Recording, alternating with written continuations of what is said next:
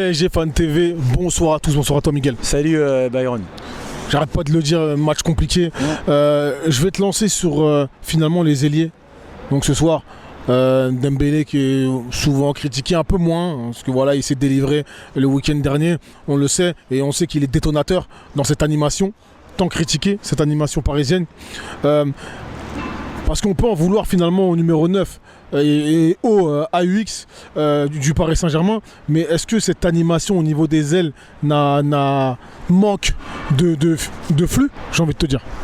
Ce soir, le souci principal, c'est pas, tu sais, le positionnement neuf ou ailier, c'est la transmission de passe entre l'ailier ou le neuf.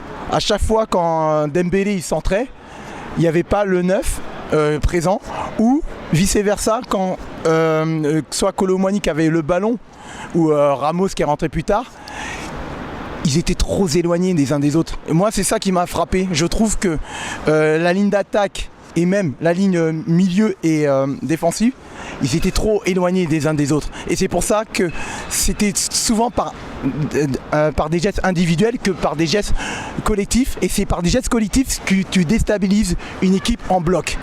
Et il y avait trop de distance en fait. Il y avait trop de distance entre Dembélé et Kolo Muani, entre Dembélé et Mbappé, ou entre Mbappé et Kolo Muani. Et ça, contre une équipe suffisamment disciplinée, une équipe anglaise qui est en bloc, qui a l'habitude de ces matchs à intensité. J'ai vu le match contre Chelsea, ou autrement il y a plusieurs semaines contre City, Newcastle. Ils ont fait le même type de match contre ces équipes qui ont suffisamment de technicité et tout ça. Et nous, j'ai trouvé qu'on n'a pas assez joué de manière mature. J'ai l'impression que Newcastle, c'était une équipe, ça fait 10 années de suite en Ligue des Champions, et le Paris Saint-Germain, c'était le novice. Là, j'ai un peu dévié parce que tu m'as parlé des neufs, mais je trouvais que ça manquait de préparation dans l'animation offensive des joueurs parisiens. Tu as bien répondu, tu as dit qu'il manquait de lien finalement entre les trois offensifs. Mbappé qui est un joueur un peu hybride, qui ne centre pas tellement. Donc oui, ça fait partie des problèmes. Mais j'ai une question à te poser concernant lorsque l'adversaire met énormément d'intensité et prend le Paris Saint-Germain haut, donc dragée haute, on a envie de le dire. Pourquoi c'est toujours le même résultat? Tu sais pourquoi? Ils sont tellement habitués à avoir un rythme de sénateur en Ligue 1. Donc quand ils affrontent une équipe qui met beaucoup plus d'intensité que d'habitude, ils perdent leurs moyens. Leurs gestes sont trop lents, tu sais, dans l'exécution de la passe. Et souvent, je ne sais pas si tu as remarqué ce soir, beaucoup de passes ou de frappes contrées. C'est un signe. Il y a un manque de spontanéité. Quand tu as un rythme beaucoup trop de sénateurs, beaucoup trop lent, quand tu affrontes une équipe qui met de l'intensité, de la vitesse dans l'engagement physique. Toi, tu dis souvent la fitness.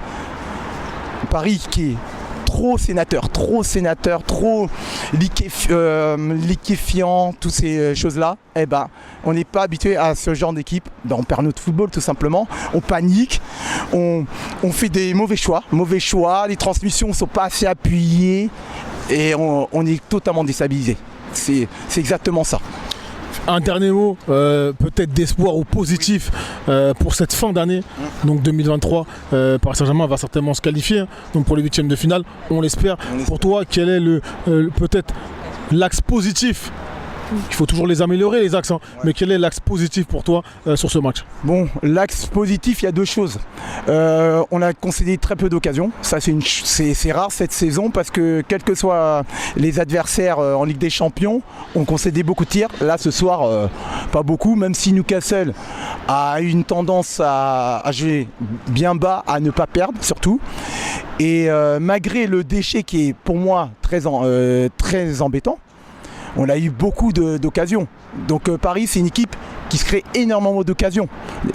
Donc ce qu'il faut travailler, c'est l'efficacité et être clinique. On n'a pas besoin d'avoir, comme on dit les autres intervenants, quasiment plus de 30 tirs pour marquer un but. Et en plus, le but qui est marqué, c'est coup de pied arrêté, c'est un penalty. Donc le travail à faire, pas seulement nos attaquants, même les joueurs au milieu de terrain, la finition. La frappe, les finitions. Quand tu as autant d'opportunités dans un match, ça fait très longtemps que j'ai vu une équipe avoir autant de situations pour marquer, surtout en deuxième mi-temps, parce que c'est surtout en deuxième mi-temps qu'on marque sur un penalty. Donc ça ne va pas au niveau du travail offensif, pas seulement les attaquants, mais toute l'équipe.